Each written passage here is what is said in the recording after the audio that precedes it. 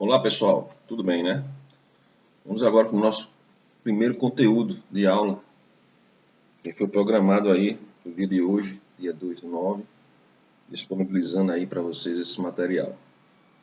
A nossa aula de hoje corresponde ao livro A Teoria das Formas de Governo, de Bobbio, Introdução e uma Discussão Célebre.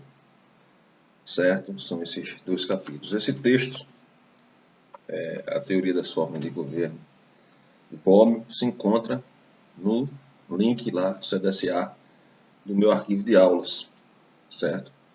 Então vocês podem baixar o PDF e fazer a leitura, certo? Inclusive é até bom fazer a leitura antes de assistir a aula, certo? O ideal é isso.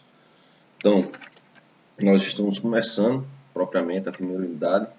Eu já disponibilizei aqui no YouTube a apresentação do curso, né, referente a este material, a apresentação do curso, que também já está disponível e passei para vocês. E nós vamos iniciar hoje a discussão, né, desse material que eu passei também, a teoria das formas de governo, que está disponível também, pedi para ser colocado lá no link, eu passei para o grupo do WhatsApp também, certo?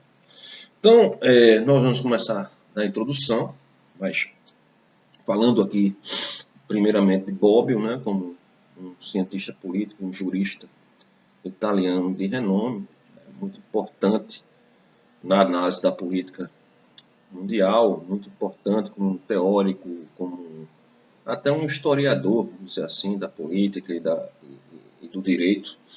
Ele é fundamental, é um autor fundamental. Todos conhecem Bobbio, todos os acadêmicos que estudam aí a área de direito, gestão pública, políticas públicas, ciência política, conhecem o Bobbio, né? Então, nós vamos aí trabalhar esse livro, né? Se vocês lendo aí os prefácios, toda essa parte pré-textual, vocês vão perceber que é um livro resultado das aulas que Bobbio efetuou na Universidade de Turim, nas décadas de 60 e 70, e que resultou na produção desse texto. A discussão, que é uma discussão clássica que a gente vai ter agora, ela é fundamental porque diz respeito à formatação de tipologias de formas de governo, né?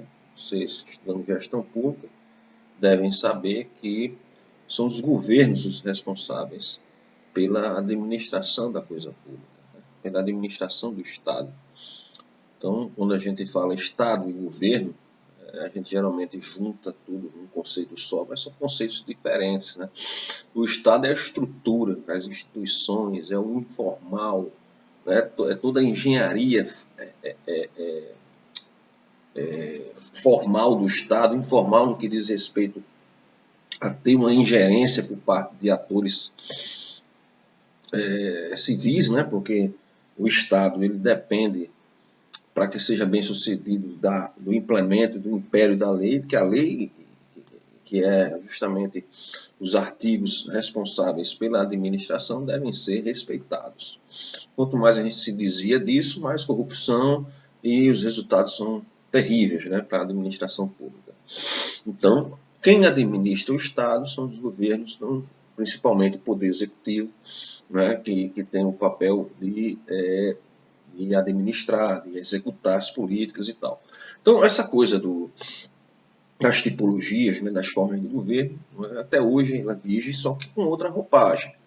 Não mais se discute como os clássicos, né, na antiguidade, aristocracia, democracia, monarquia. Né, desde a ascensão do Estado moderno, que o Estado absolutista, no seu caráter principal monárquico, ele foi sendo ali, sofrendo uma série de críticas pela própria estrutura econômica da época e a ascensão da classe burguesa, e isso vai sofrendo transformações ali a partir do Estado moderno do século XVI, até que no século XVIII você começa a ter 17, né, na Revolução Britânica, mas sobretudo no século XVIII, com a independência dos Estados Unidos e a Revolução Francesa, você tem aí a ascensão do Estado constitucional, né, das constituições liberais, com a preocupação de garantir propriedade privada, de limitar o poder do rei, ou da Assembleia de Homens, no caso das democracias, né, como foi a democracia norte-americana. E aí muda essa roupagem. Né? Lá para cá, a discussão não é mais monarquia, aristocracia e democracia, mas como essas novas democracias surgem e elas se consolidam ou não. Então hoje nós discutimos em cima de tipologias de regimes democráticos, não democráticos, semidemocráticos e semi-autoritários, como a gente vai ver ainda nesta exposição. Então nós temos aí, falando diretamente do livro de Bobbio, nós temos a introdução e o capítulo 1, certo? Como eu falei, uma discussão célebre. Então, primeiramente, na introdução, a gente vai fazer uma leitura, mas a gente fazendo a introdução da introdução, nós temos a descrição das tipologias, como sendo as tipologias servindo como um processo de descrição das formas de governo. Os teóricos da antiguidade se preocupavam com isso, fazer a descrição histórica, né, do processo histórico das formas de governo, tendo como caso de análise os estados, as cidades-estados, principalmente na Grécia, Esparta, Atenas e tal, e prescrevendo aí qual é a melhor forma de governo e a pior. Né? Então, a discussão da introdução se dá em cima desse papel, né, do papel do cientista social, inclusive, né, o cientista social em relação ao cientista da natureza. Né? O cientista da natureza ele não se preocupa em prescrever o que é melhor e o que é pior para reformar a natureza, mas sim o que diagnostica, descreve e ponto final. Ele não busca interferir e reformar a natureza. Já o cientista social, ele tem como objeto a sociedade, a política, né? E ele busca sempre prescrever e dizer, olha, o melhor caminho é este. Até hoje a gente faz isso. Então a gente prescreve, olha, a melhor forma é a democracia consolidada, a democracia liberal, e que é uma discussão que a gente vai ter toda essa primeira unidade, né? Nesses dois trabalhos, a teoria das formas de governo e liberalismo e democracia, ambos de Bobbio, certo? Como a gente vê, né, o processo histórico é fundamental. Nessa questão da prescrição, né, descrição e prescrição das tipologias, aquele que vai se destacar na Antiguidade Clássica de forma mais veemente é Aristóteles, como a gente vê na leitura, né, que vocês vão ou já efetuaram. Né, Aristóteles ele tem maior desenvoltura para detalhar as formas de governo, aristocracia, oligarquia, democracia, politeia, monarquia, tirania. Então, ele se preocupa e, logicamente, sempre com uma perspectiva de como se governa, né? Com o interesse de como se governa, como é que essas formas de governo elas também se degeneram, né? Em corrupção, o que é que leva a se degenerar essas estruturas de governo. Então, diante da variedade das formas de governo, há três posições possíveis, né, em toda essa discussão.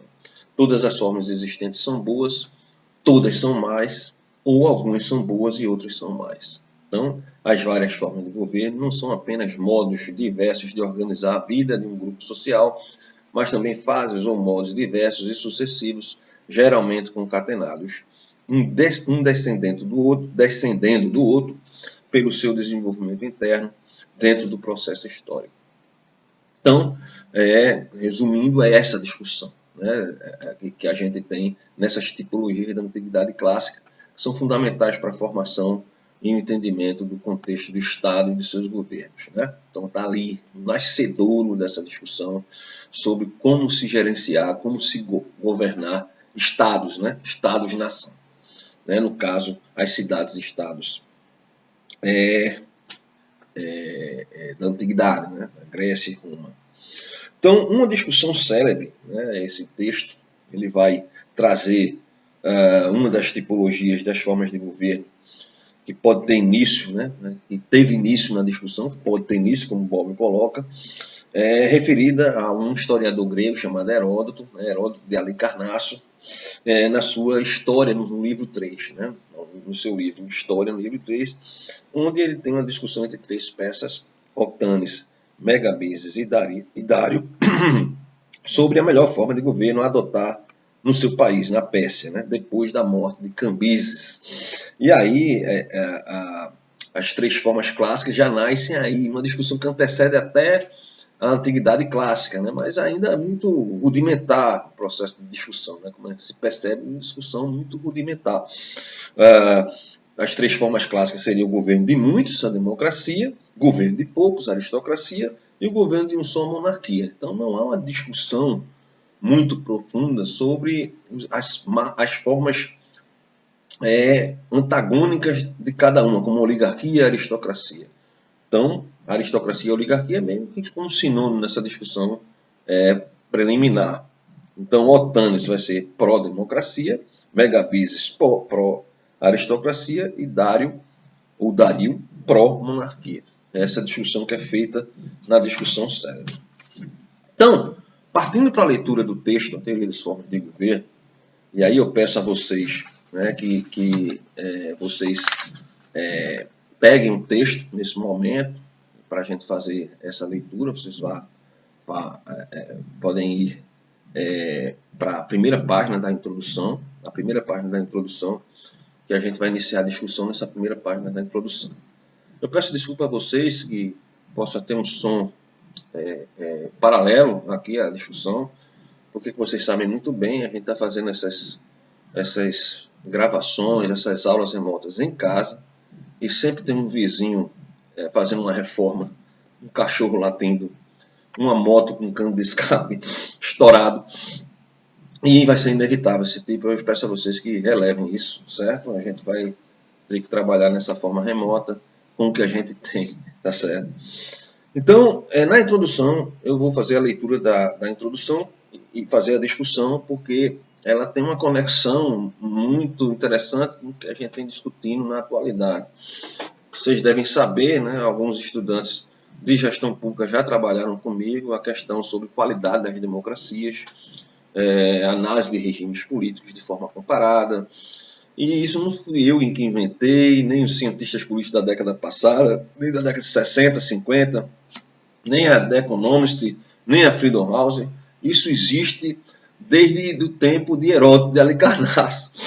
Essa questão de você conceituar as formas de governo e procurar aí verificar quais são os melhores caminhos para o desenvolvimento da sociedade.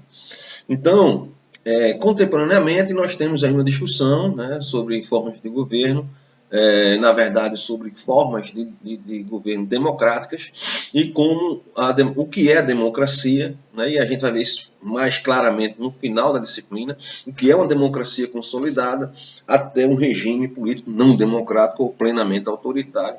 E existe aí uma zona cinzenta entre um e outro, que é até mais complexa do que essa discussão antiga, né, dessa discussão da antiguidade. Então, indo diretamente para a leitura do texto, nós temos aqui: antes de dar início à exposição e ao comentário de algumas das teorias mais conhecidas sobre as formas de governo, cabe tecer certas considerações genéricas sobre o tema. A primeira delas é a de que, de modo geral, todas as teorias sobre as formas de governo apresentam dois aspectos, um descritivo e outro prescritivo, né, que eu já falei para vocês anteriormente. Na sua função descritiva, o estudo das formas de governo leva a uma tipologia, que seria a classificação dos vários tipos de constituição política que se apresentam à consideração do observador de fato, isto é, na experiência histórica, mais precisamente na experiência histórica conhecida e analisada pelo observador. Nesse caso, o escritor político se comporta como um botânico que, depois de observar e estudar com atenção um determinado número de plantas, divide-as de acordo com suas peculiaridades ou as reúne segundo as suas afinidades, chegando assim a classificá-las com uma certa ordem. Hoje, a gente faz isso, essa descrição, nós fazemos também até hoje, como descrevemos, olha, a democracia é um regime político no qual há eleições pluripartidárias, periódicas, com direito à alternância para o executivo e o legislativo, né, com periodicidade, com direito ao voto universal, garantias de liberdades civis e políticas, nós aí estamos descrevendo o que é a democracia contemporânea, né, essa democracia contemporânea. E quais são os desvios dessa democracia contemporânea? Né? Quando há violações à liberdade de expressão, quando o partido da oposição é proibido de disputar o pleito.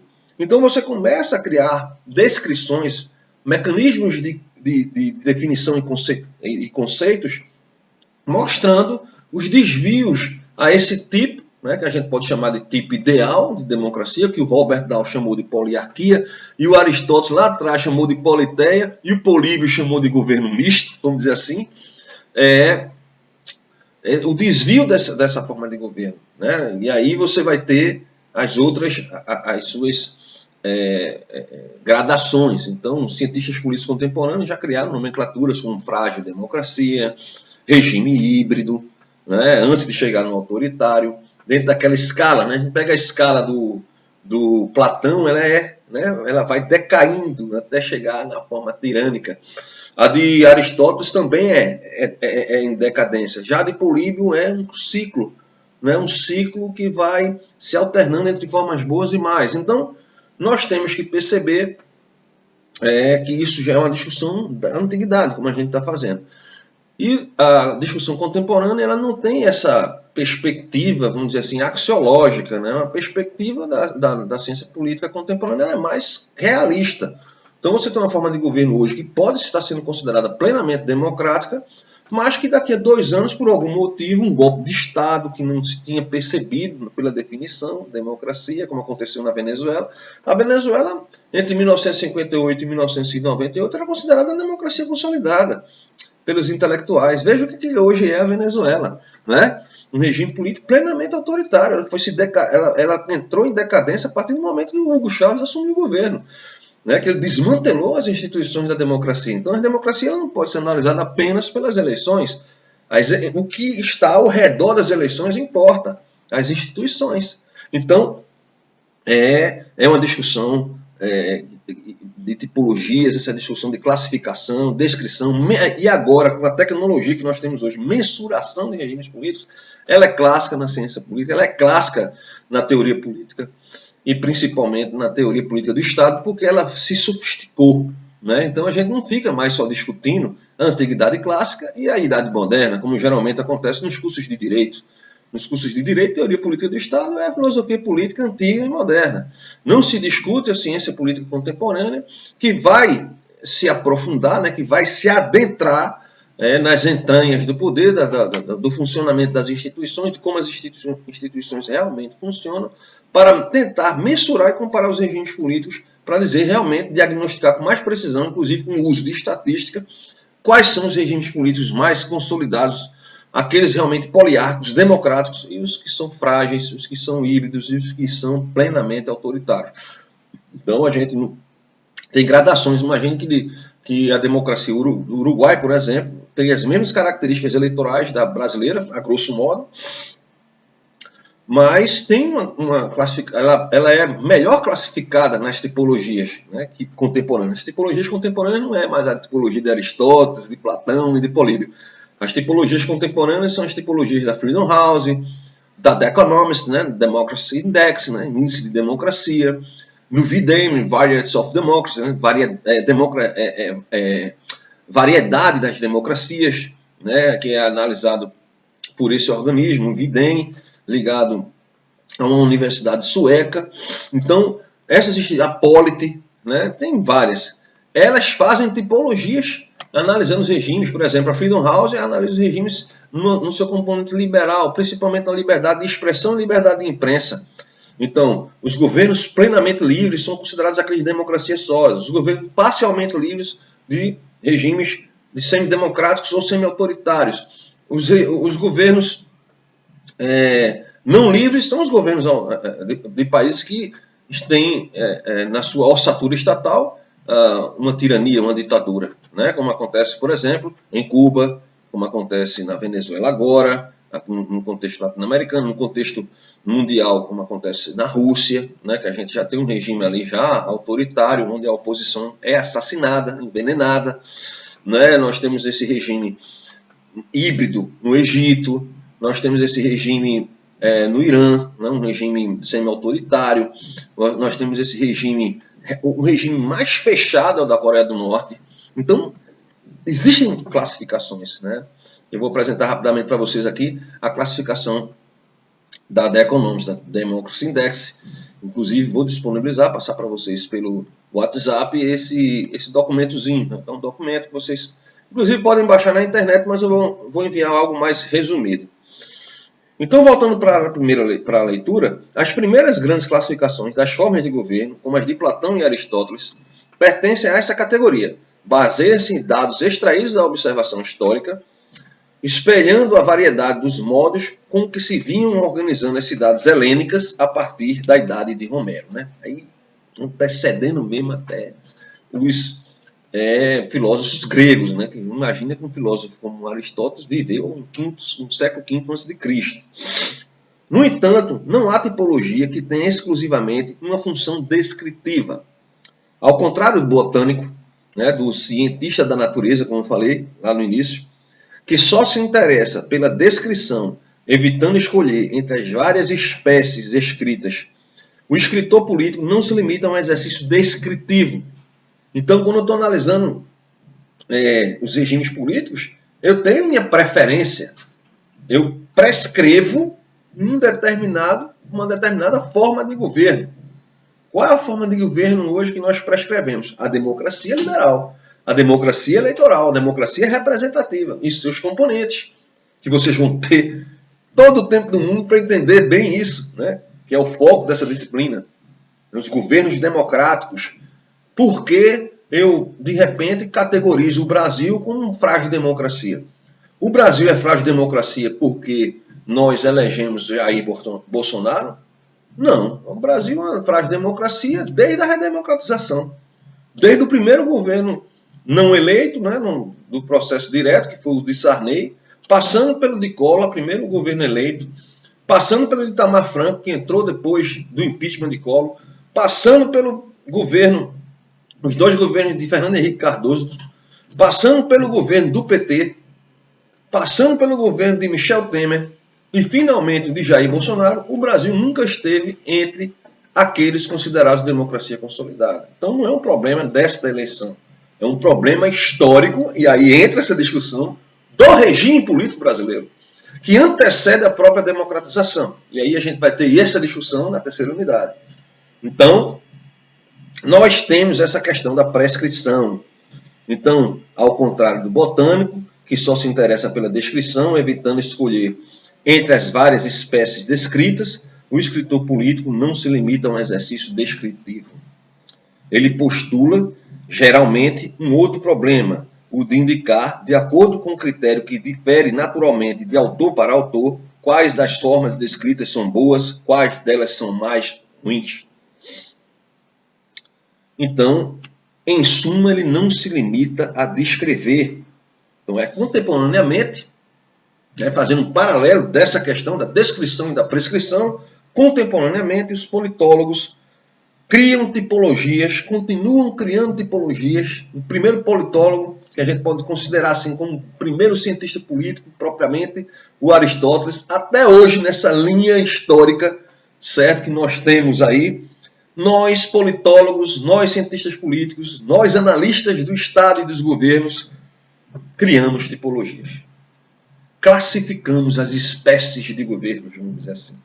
E mais do que o botânico, nós perpassamos as descrições e prescrevemos como um médico para um paciente qual a melhor forma de governo que um país deve se instalar no seu estado territorial. Não é? Então, contemporaneamente, os politólogos criam tipologias baseando, classificando e mensurando regimes políticos. Aí temos o exemplo da Democracy Index, como eu falei para vocês, o índice de democracia da The Economist, que conceitua a democracia conforme o conceito contemporâneo de democracia, que iremos ver com profundidade na terceira unidade desta disciplina, e as piores formas degeneradas da democracia. E aí divide, né, divide os regimes em full democracy, flower democracy, hybrid regimes, authoritarian regimes, ou seja, entre uma democracia que está lá em cima, consolidada, e um regime autoritário lá embaixo. Eles fazem a classificação entre 0 e 10, a nota 0 a 10, onde 0 é o regime menos democrático, autoritário, plenamente autoritário, e 10 é o regime mais democrático. E aí, logicamente, nós temos aqui gradações.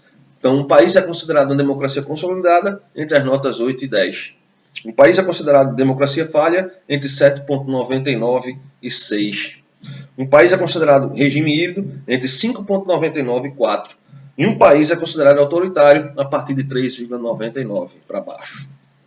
Então, essa tipologia, criada aí pela revista The Economist, classifica os países nessas 4 categorias. E para vocês terem uma ideia de como é difícil, né, você instalar a melhor forma de governo, apenas de 167 países, apenas 22 deles, o que equivale a 13,2% dos países do mundo, são considerados democracias consolidadas. Nesses países, nós temos menos de 6% da população mundial, ou seja, menos de 6% da população mundial vive em democracias plenas, em regimes desenvolvidos, inclusive economicamente, porque há uma relação de causalidade entre as melhores formas de governo e o desempenho das suas economias e das outras questões, como da desigualdade social. Então, quanto mais um país é democrático, quanto mais um país funciona bem em suas instituições democráticas, menos desigual, mais desenvolvido. Há uma correlação. Então, geralmente, os que colocam como variável determinante o desempenho da economia, vai dizer que primeiro tem que desenvolver economicamente um país para consolidar o seu regime político democrático.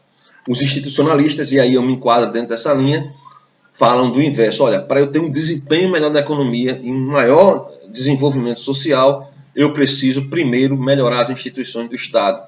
E é aí que entra os institucionalistas, né, que eu me enquadro.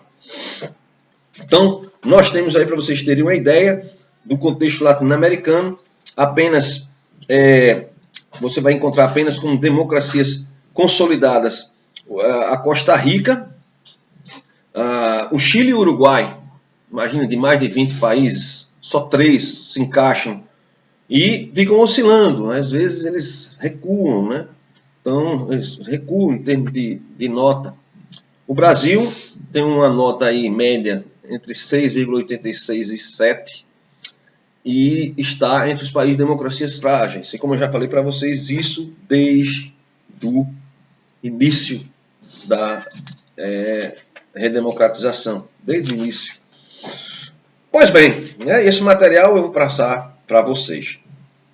Então, aí na página 34, a segunda página do livro, né, da parte da introdução, no segundo parágrafo nós temos: seria o caso de perguntar como o escritor político, de modo geral, o cientista social, pode ter comportamento diferente do botânico, de modo geral, do cientista da natureza. O problema é muito complexo, mas pode ter uma resposta bastante simples. A postura assumida pelo cientista social e pelo cientista da natureza diante do objeto da sua investigação é influenciada pelo fato de que o primeiro, o cientista social, crê poder interferir diretamente nas transformações da sociedade, enquanto o segundo não pretende influir sobre as transformações da natureza.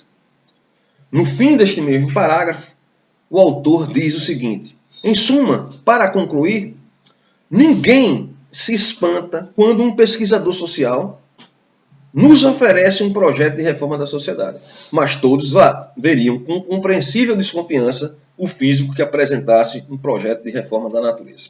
Então, logicamente, a nossa função como cientista social, como cientista político, e aí a minha função, eu sou professor de vocês, de teoria política do Estado, mas sou um cientista político, vivo diagnosticando regimes políticos, vivo analisando peças sobre isso, né? Peças, como eu falo, dissertações e teses, doutorado, dissertação de mestrado. A gente percebe essa questão como premente, né? Ou seja, interferir. Então, por exemplo, se um processo licitatório ele é danoso, por exemplo, então ele não é o seu processo, né, institucional, ele não está adequado para aquela determinada realidade socioeconômica, nós sugerimos intervenções para mudar esse processo licitatório. Né? Quando você tem uma lei, por exemplo, a lei que regulamenta porte e posse de arma de fogo.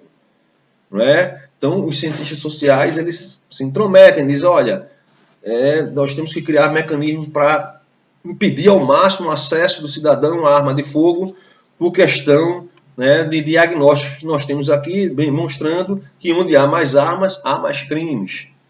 Não é? Eu não estou dizendo que eu concordo com isso, eu não estou entrando no mérito disso. Só mostrando para vocês o exemplo de como nós interferimos na nossa realidade social. É assim que nós interferimos. Nós não interferimos fazendo uma passeata no meio da rua ou falando em nome de algum revolucionário. Nós interferimos dessa forma, fazendo diagnóstico, mostrando caminhos, né?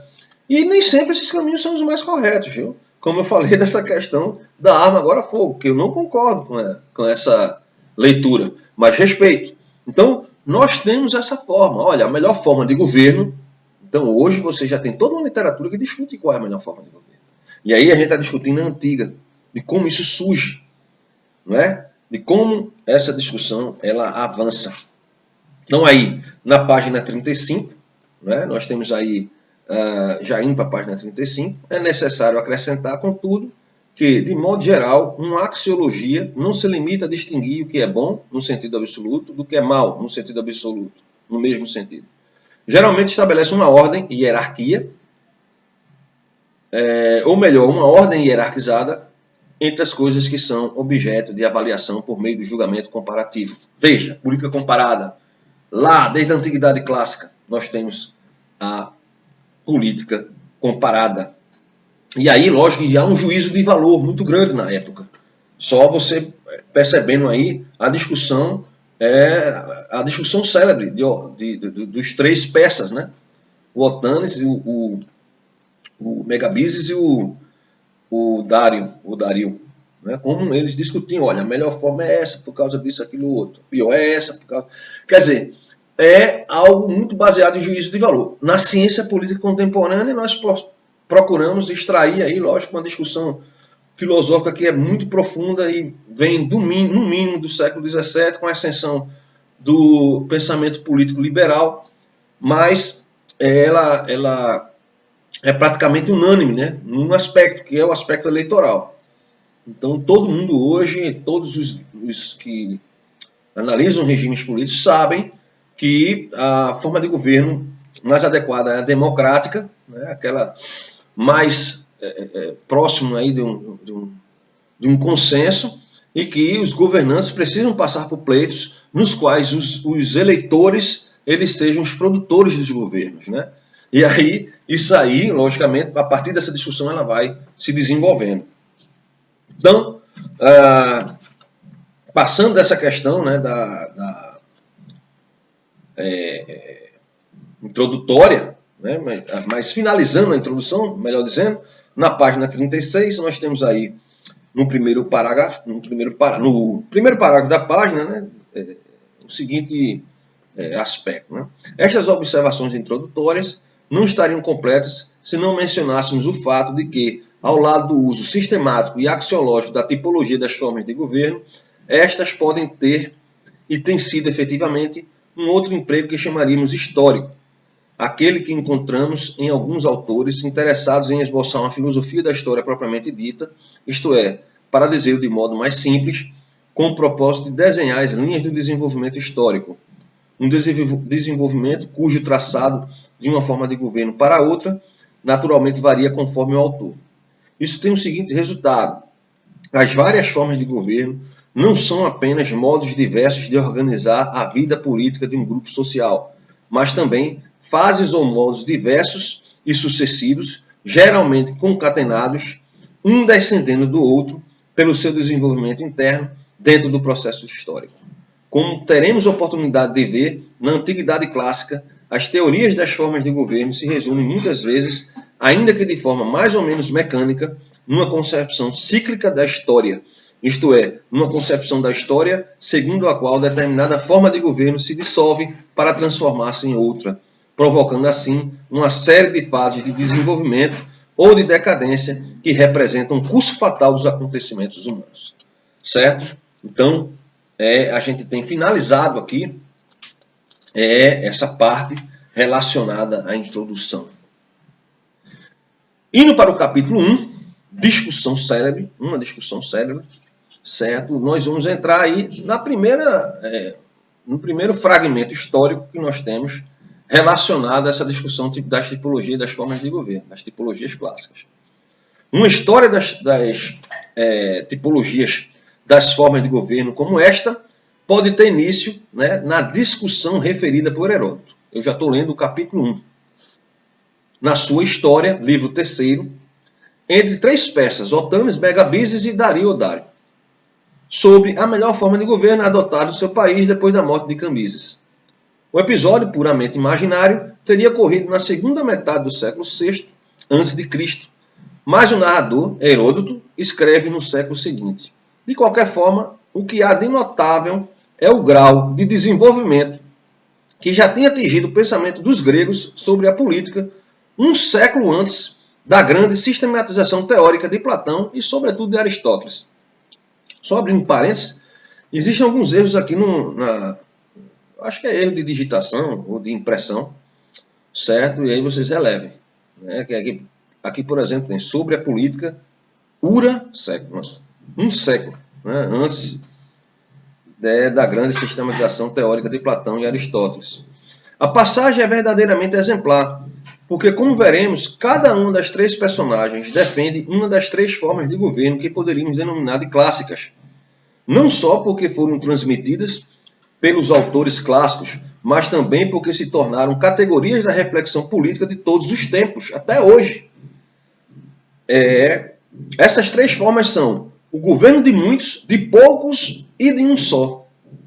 Ou seja, a democracia, a aristocracia e a monarquia. Embora naquela passagem não encontremos ainda todos os termos com que essas 3 modalidades de governo foram consignadas à tradição que permanece viva até nossos dias. Então, nós temos aí uma discussão, né, dos 3 autores, dos 3 peças, né? O Otanes vai defender aí, como a gente tem descrito, né, o Otanes vai defender o governo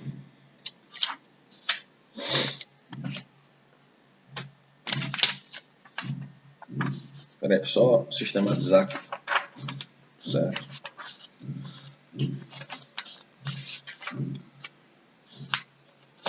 Então nós temos o Otanes pró-democracia, o Megabises pró-aristocracia, o Dario pró-monarquia. E aí você tem toda a discussão, né? Tem toda uma leitura aí, eles dizendo os seus argumentos. Então, por exemplo, o Megabises vai dizer, aconselha a confiança no governo oligárquico. Né? A massa inepta, isso na página 40, a massa inepta é obtusa e prepotente. Nisto nada se lhe compara. E é interessante que quando você lê isso, que foi escrito há tantos séculos atrás, você vai ver que em determinados momentos da história, na Idade Moderna e contemporaneamente, esse discurso ele volta. Olha, o povo ele não tem condição de decidir. O povo ele é inapto a discutir questões ligadas a políticas públicas. Você encontra isso em diversos textos, desde a teoria das elites, passando por Joseph Schumpeter, um teórico contemporâneo, que ele vai também nesse mesmo caminho. Olha, o eleitor médio ele é um estúpido quando a questão é política pública. Então ele tem que decidir o mínimo possível. O mínimo possível. Então a melhor forma de nós termos uma democracia é que esse eleitor médio, o cidadão médio, que é inapto para discutir a política, ele só tem acesso ao voto. Então ele escolhe o governante e vai para casa e deixa o governante lá fazer às vezes, né? Então essa discussão ela é antiga. E aí ele vai dizer, olha, o governo dos melhores, né? O governo dos melhores. O Otanes defende a democracia. O Megabis já vai dizer que essas duas formas elas são ruins e a melhor forma é a monarquia superior a todas as elas. Então, nós temos uma discussão, né, bastante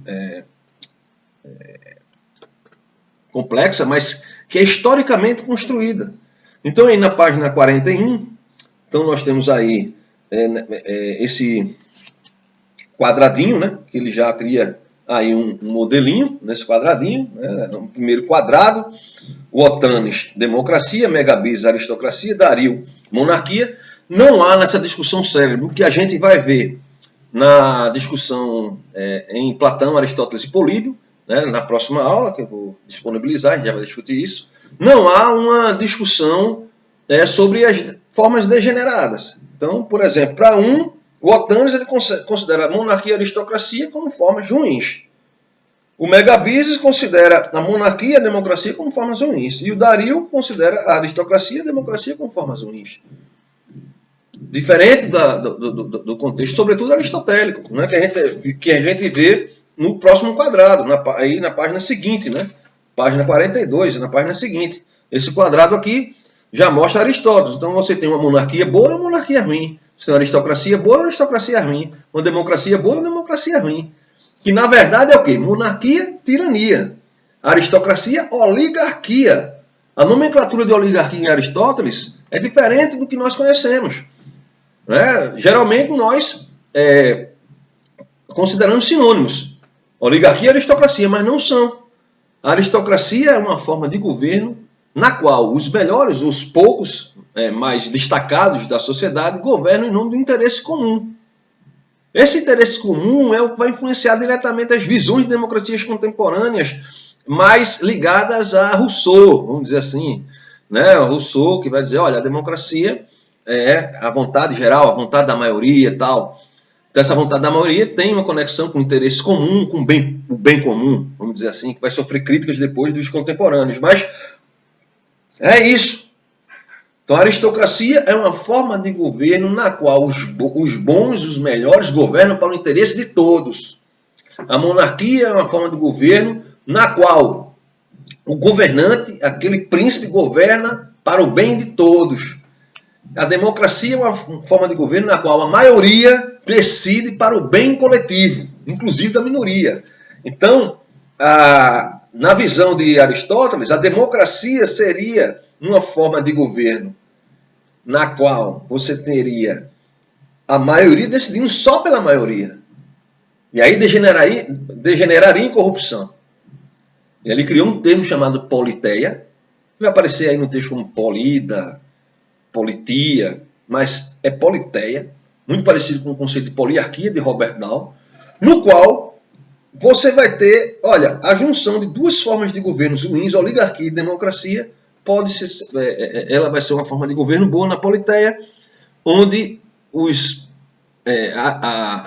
ricos e os pobres, que tem muito isso na concepção aristotélica, vão governar para o interesse comum.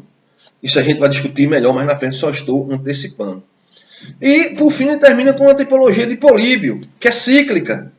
Né? Ela é cíclica, ela vai da monarquia para a tirania, tal, ela faz um círculo, que a gente também vai estudar de forma mais adequada. E eu já passei para vocês os slides.